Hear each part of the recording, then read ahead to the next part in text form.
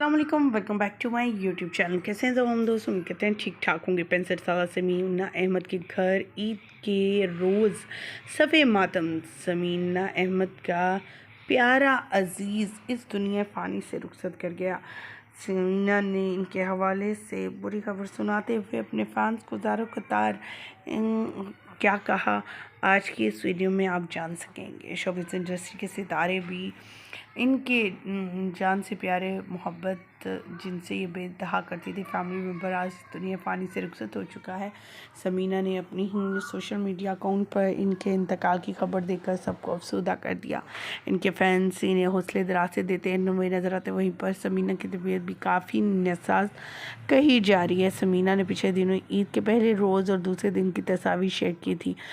اب تیسرے دن کے جب آئی یہ خبر کہ اداکارہ کا ایک پیارا جان سے بھی زیادہ وہ اس دنیا فانی سے رخصت ہو گیا ہے، تو یہ خبر سنتے ہی رونگٹے کھڑے ہو گئے، ہر کسی کا دل پھٹ گیا کہ آخر سمینا جس نے کچھ سال پہلے ہی شادی کی تھی، اس بڑھاپے میں شادی کرنے پر لوگوں نے کافی زیادہ تنقید بھی کیا تھا، لیکن انہوں نے ان لوگوں کو منہ توڑ جواب دیا اور اپنی اچھی اور بہترین زندگی میں خوش ہو گئیں۔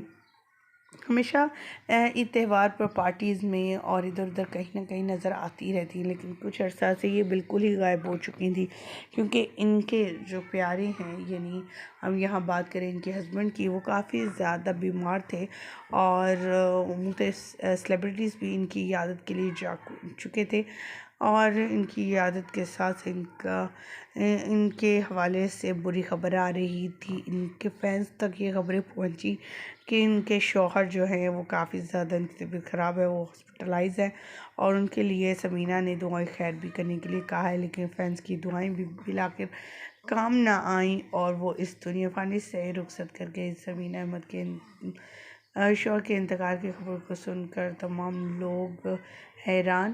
سمینا احمد نے جس شخص سے شادی کی، کچھ لوگوں کا وہ بوڑھے تھے، اور بڑھاپے میں انسان کو اپنی منزلوں کا ہی جو ہے اس کی تیاری کرنی چاہیے، نہ کہ نئی شادیاں۔